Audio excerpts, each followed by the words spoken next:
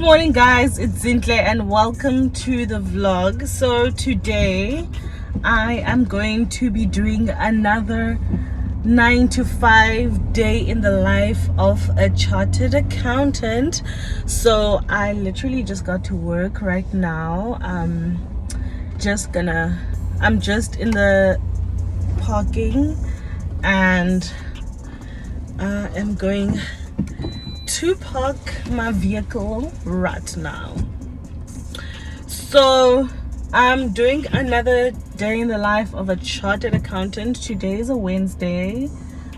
For a lot of people, Wednesdays are kind of like a hump day, but Wednesdays are my favorite day, okay, because we're halfway there. We're halfway to the weekend. So I'm so excited for today. I don't think it's gonna be that hectic. Hopefully it won't be that hectic because, you know, midweek madness tends to take over sometimes, but hopefully today is not gonna be, you know, too stressful. To my knowledge, I only have like 2 meetings today. One of them is a teams meeting, and then the rest of the day I just have some things to finish off, and you know, that should be my day. So come with me, guys. Day in the life gets turned.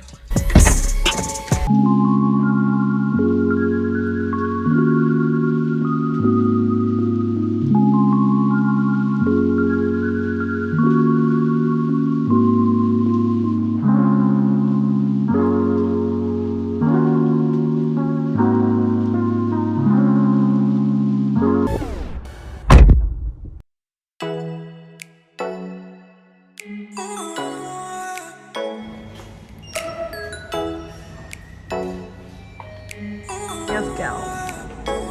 Hey. Hi.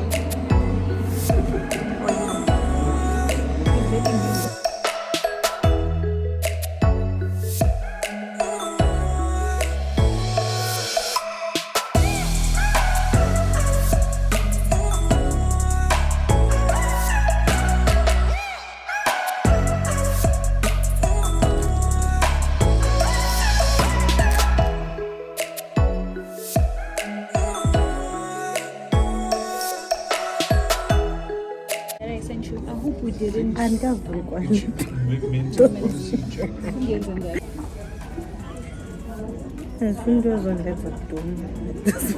More dumb than I already am. When I get to office, I have a little bit of a routine that I follow. I first pour myself a cup of green tea.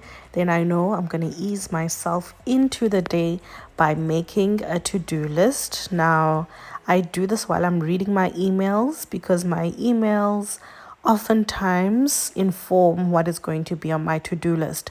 So this is just me checking on my emails, checking what needs to be responded to urgently, and just checking if I need to do anything and add it to my to-do list. And then from my to-do list, I will pick up the top 3 things that I need to do, and those are the tasks that I will start with. I like to start off my day on a very chilled note, just to ease myself, give myself small wins so that my brain thinks it's winning, so that I can be productive for the rest of the day.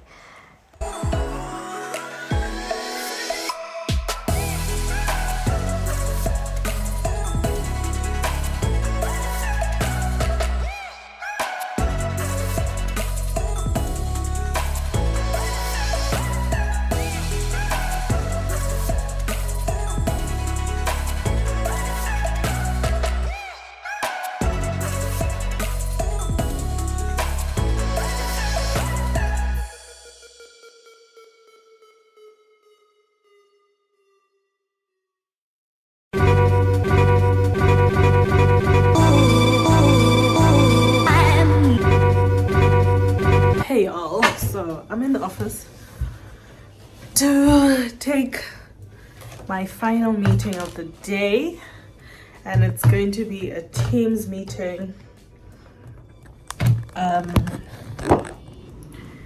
So I'm quite excited to go home. It's been a day, you guys. It's been a day. But yeah, let me take my last meeting, and then I think I'm gonna go home after this. My last meeting is at 1. I think I'm gonna go home. But basically, what? Oh, I forgot my mouse. Oh.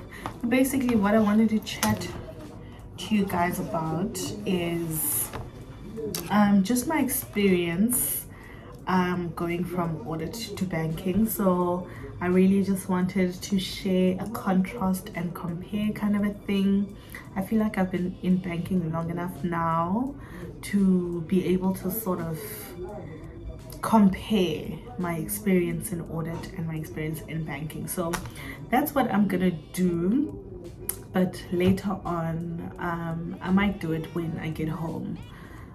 We'll see, because I really want to go home right now. But I have this meeting. It should be over in like 20 or so minutes, and then I'm gonna go home, and then we'll chat about the differences between audit and banking and how I have found my transition coming from an auditing background into banking. So let me take this meeting, and I will see you just now. This is my workout for today.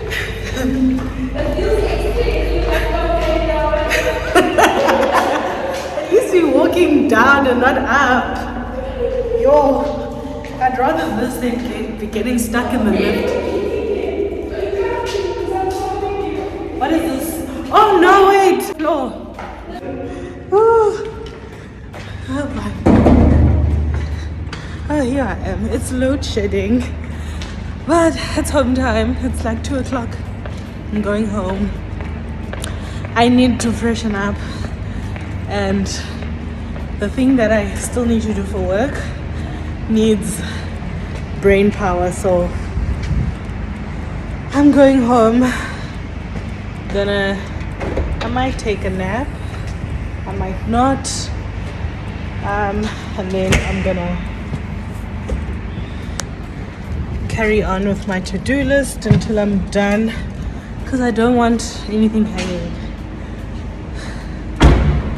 Ooh, the lighting is atrocious in this apartment. I don't want to leave anything hanging, so yeah, I'm gonna go home. Guys, I've had a day. It's been a good day though, to be honest. I've had a very good day, but I've had a day nonetheless. So plan, go home and then chill for a second, and then go running, and then we can talk about my experience between banking and auditing. Okay guys, so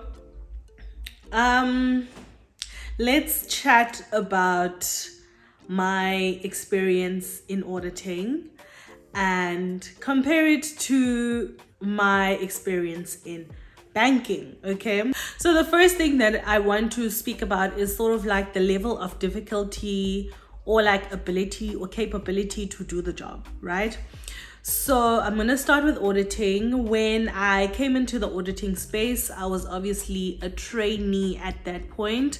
So it meant that I had 20 or 30 other trainees that were new with me, that knew absolutely nothing as well, just like me. We all just sort of came in as first year trainees, bright-eyed, bushy-tailed, ready to, sort of learn. So from there, I can say that, if you didn't know something, there was at least a little bit of comfort, because you didn't think you were the only one. But eventually you get to find your feet, right? So for me, I think it took a little bit longer for me to sort of find my feet in auditing, because I was placed in an audit team where I was the only first year. So I kind of felt a little bit nervous to ask for help at times. So it became a situation where I just sit there for hours and hours not knowing what to do, because I was sort of scared to ask anyone for help, because people are busy with their own work at that point. So, but the level of difficulty when it comes to auditing is not that much. Auditing is not too difficult in practice, especially because you work within a team. So if you don't know anything, you help each other. There's also where I trained for auditing, there were also frequently asked questions that were published. You have legislation to guide you. You have training upon training upon training, especially during your first year, to just help you come into terms with how to do everything and the organization itself. But the work itself, I don't think it was difficult. It was just a lot of hours. It was very long days and very draining days, because your mind is on the whole day. So I can say that auditing is doable, especially because the way that your audit team is structured, it's an environment where you get a lot of support and assistance. Especially as a trainee, you get a lot of support and assistance. And auditing is very repetitive. It doesn't change that much. The only thing that changes is every year there's new accounting standards, financial reporting standards. Sometimes they change, sometimes there's new ones introduced that you need to be on top of. But literally, the ability to do the actual job, I think it's quite reasonable. Then coming into the commercial banking space, so far I don't think the job itself is too difficult. I think for me, something that I found difficult was just coming into terms to being one of the few new people in the institution, so it wasn't like there's a group of us. It was just only a few new people at the institution. But the job itself, I don't feel like it's difficult, but at times it does get a little bit stressful, because I'm still trying to learn the job, and my overachieving self is putting so much pressure on me that if I don't know something, I do get a little bit nervous. But it's an open and free environment. Literally everyone is so willing to help me. Everyone is so willing to just get me to where I'm supposed to be. There's also a lot of resources when it comes to e-learnings and everything. So those are just things that I need to catch up on myself, and repeat some of the learnings that I've had, just so that it could just help me function better at my job. But I don't think, for me personally, I don't think I'm finding the job too difficult. It's just trying to juggle learning and applying what I've learned. That's pretty much something that should be expected with any new job. But when it comes to being difficult, I don't think it's difficult either. Then again, I don't think anything is too difficult or too challenging.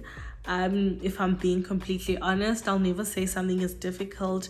I just think that izinto just need you to apply yourself. I'm not someone who is a quitter.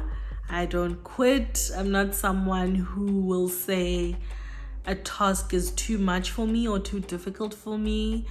I can do all things through Christ who strengthens me. I truly believe that. So that's why you'll find that I'm saying that auditing is not difficult, but banking is not difficult either.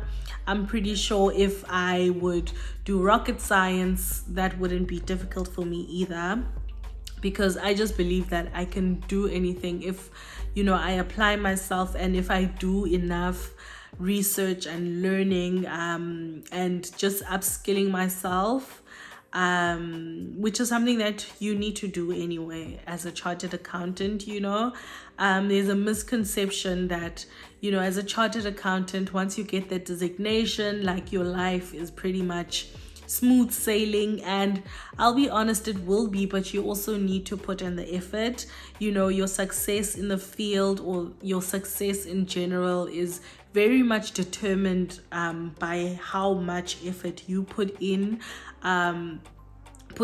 getting the designation, and also the amount of effort you put into your sort of career plan even after you get the designation. Like, nothing is gonna come on a silver platter. Nothing's gonna come like easily. You obviously have to put some effort. You need to put your shoulder to the wheel, so to speak. So for me, a lot of my experience so far in banking has been just, learning, honing my networking and people skills, which I'm getting better and better, slowly but surely getting there. But if I had to compare the two, they're very different, but they're very much doable. Okay, so something else that I want to sort of contrast and compare between auditing and banking is something that I've always held dear to my heart, and this is something that is very important to me, and that is time flexibility, right? So when I decided that I want to be a CA, okay, so I decided I want to be a CA at 10 years old, fine. Fast forward to high school, when I was actually applying for universities, and I was actually like, okay, we're doing this, it's serious. What are my considerations? So, most in your final year of high school, everyone is asking you, what are you going to do next year? And people are asking you your 10-year plan. So I had a 10-year plan, and basically my 10-year plan included being, sort of time flexible. I studied to be a chartered accountant because I wanted to be able to have as many options as I can at the end of getting the qualification or the designation. And also, secondly, I wanted to be able to have, like, flexible time. I didn't want to be the kind of person who was stuck in a boardroom at like 12 o'clock at night still. I wanted to be able to have a family, raise a family, but I also wanted to be able to work and do while at work. So in order for that to happen, I needed something to have sort of like flexibility when it came to my time. So in auditing, I found that my time wasn't my time.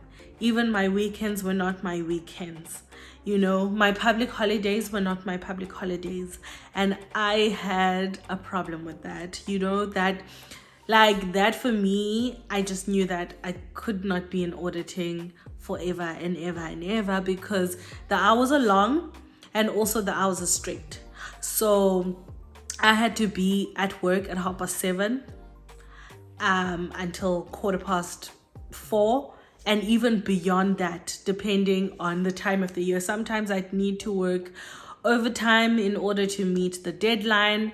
And the one thing that I can say was the deciding factor of me just not wanting to be in auditing anymore is the fact that I had to travel. Okay, so I had to travel. One of my clients last year was in Tata, so I had to pack my bags on a Monday morning, live in Tata for the whole week, come back on a Friday, and then you just have Saturday and Sunday to sort of recoup, and then you're back at it. But some days we had to work overtime, so that would mean maybe Saturday you are still on your computer doing work, only gives you Sunday to rest, and then you do it all over again. And I just felt like my life was not my life at that point. I just felt like my time was not my time, and something within me was just not aligning with that situation. And because you spend a lot of time on the road, it was just very, very tiring, right? And in auditing, your time needs to be accounted for. So from the moment that you open your laptop to the moment that you close your laptop, you need to consistently keep track of what you're doing, because at the end of every 2 weeks, you need to fill in a timesheet. Hey, guys, I do not remember a single timesheet period where I was at ease, like where I was like, I love doing this timesheet. And I'm someone who loves admin, okay? I love admin. I love, organizing folders and, organizing my time, being accountable for my time. But in timesheet, guys, please, but shut up. Like, honestly, I'm so glad I don't have to do timesheets anymore. Like, honestly, sana. And then you have to fight with certain managers when they're telling you that no, there's no way you can bill this time, that. What were you doing during this time? Guys, bot, please, bot. I can't. Like, I'm so happy that I don't have to fill in timesheets anymore. Skills reviews. I'm so happy that I don't have to deal with SRs anymore. So much admin. But yeah, basically my time was not my time when I was in auditing. And now in banking, I feel like, my time is my time now, the hours are very flexible. So I'm a pretty fast worker. So I like to get started with my stuff in the morning. So when I start in the morning, I have my to-do list. I write it down. As you saw earlier in this video, like, I get to work, write down my to-do list, and then, I have a system on how to be the most productive in the shortest amount of time. So you'll find that a lot of the times by 12 o'clock, 1 o'clock, I'm done with everything that I need to do for the day. So, like, why must I chill there at the office, like, when I don't have anything to do, right? So banking has allowed me to sort of have like that flexibility. Obviously, for the rest of the day, I am on standby, on emails, on phone calls, in case someone needs me to do something.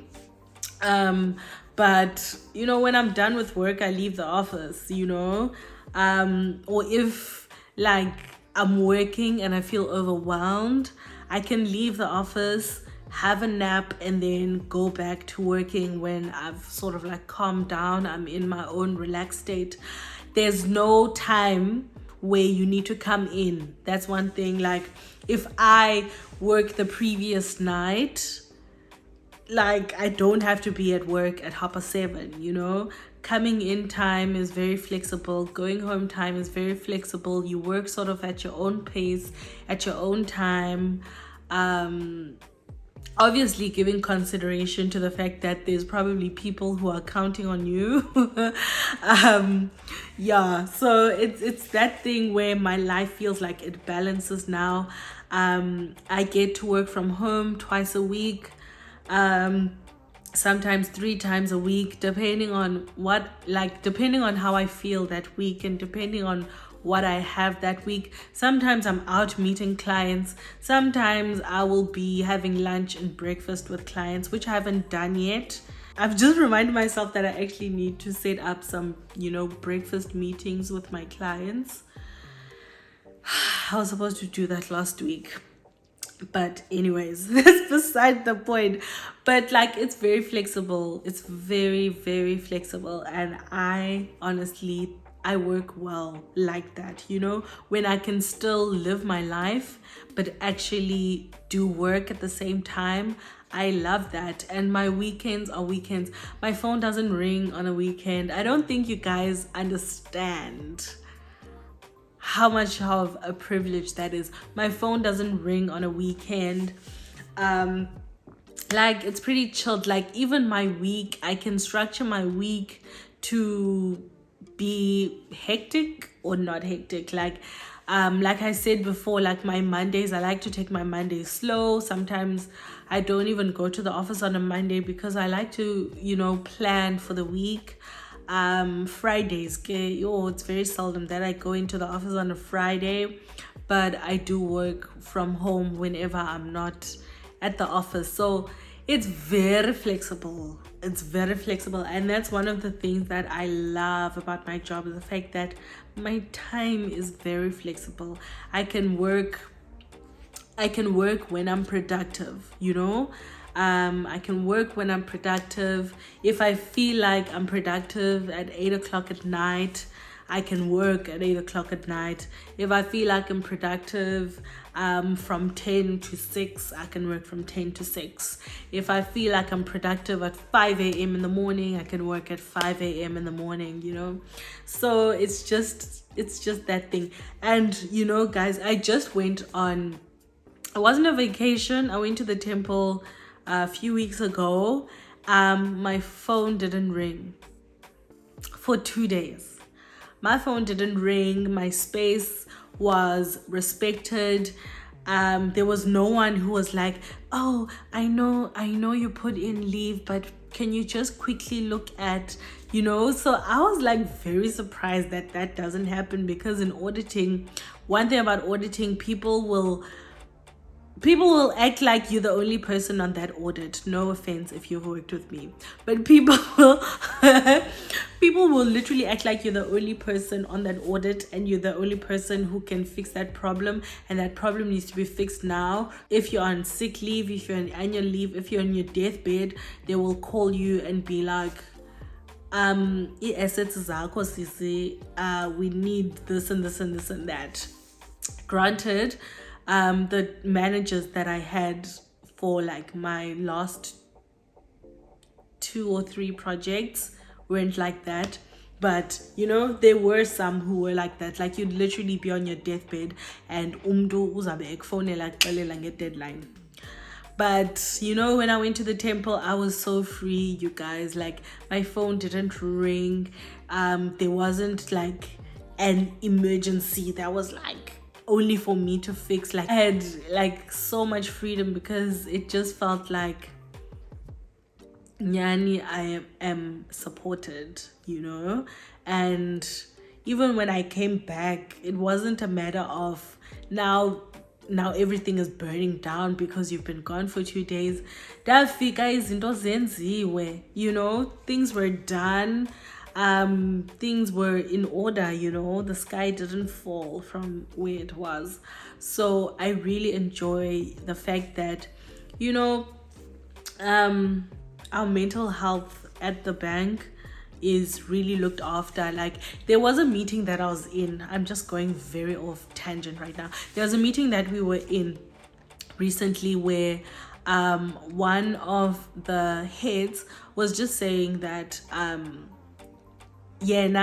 sometimes he's off meeting clients, so the only time that he has to sort of like email his team is when is like 8 o'clock at night, for instance. So he was basically saying that if he emails you at 8 o'clock at night, like, you shouldn't feel pressure to respond like at 5 a.m. in the morning just because that email came in at 8 o'clock. It doesn't mean that if he asked you to do something in an email at 8 o'clock at night, you need to have that thing done by 8 a.m. in the morning. Like, it's just because that's the time he has available at his computer. So you need to do things in your own time. So don't feel rushed to sort of bend over backwards to get his like to get his request or his task done.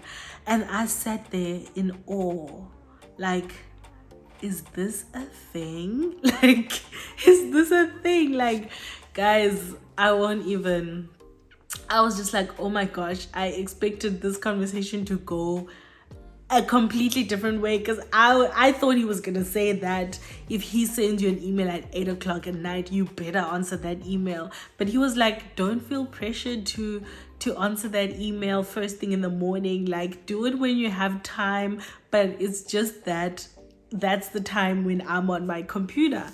And I was just like, guys, these are my kind of people. Like, I'm home basically. Like, where has this been all of my life? Like, every day I'm in awe of just the working relationship that I have with my team and just the environment that we're in, you know? Like, hey, I this is not sponsored, but that bank, literally the best place I've ever worked. And I've worked at places, you know, I've been working since I was 8 years old. This is my favorite out of all of it.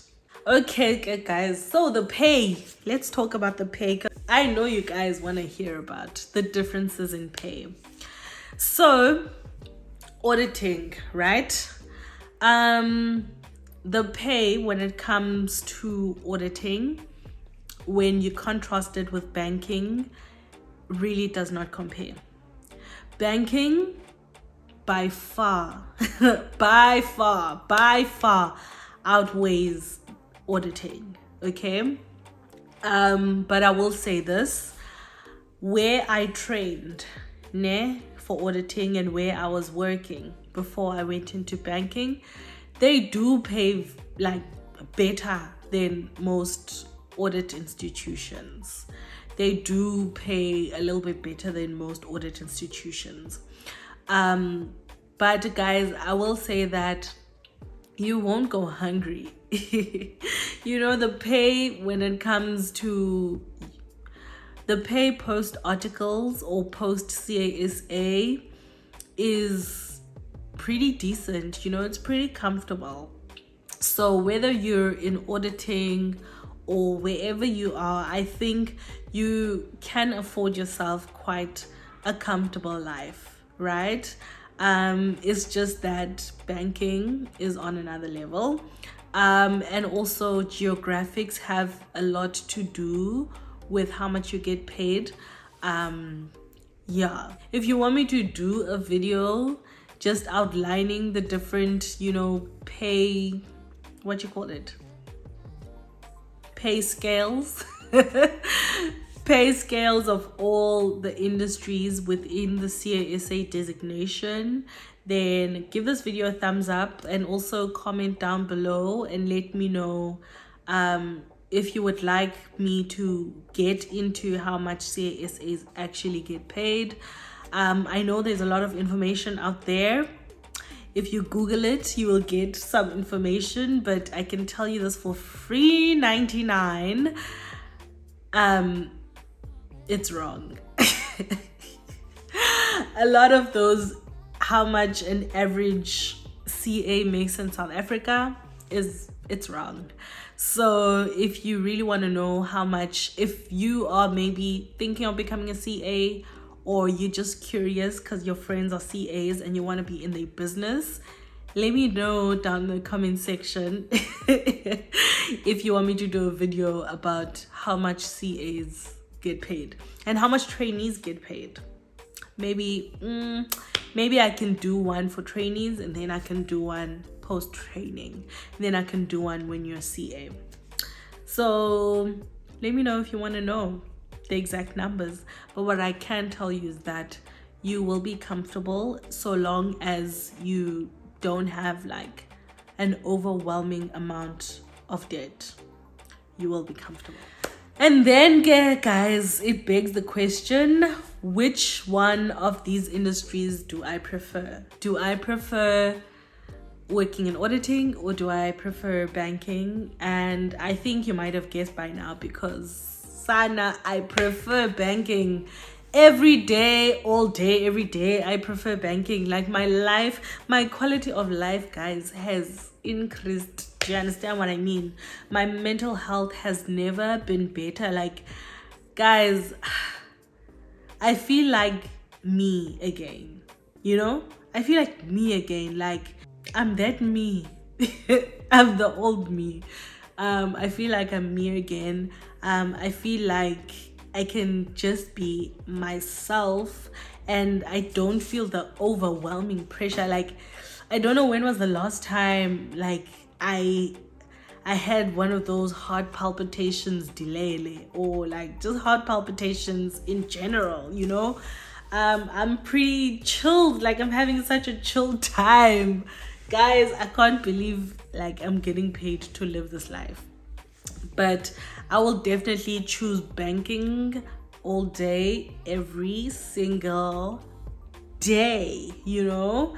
Not to say that I don't have bad days, because I do, obviously, because I'm a human being, but my bad days are far better than my best day in auditing, and that's saying a lot. So I definitely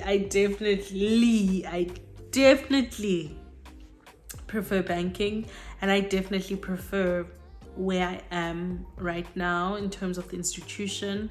Love it loads, Kesana. Love it loads. So that is the story of the difference between banking and auditing.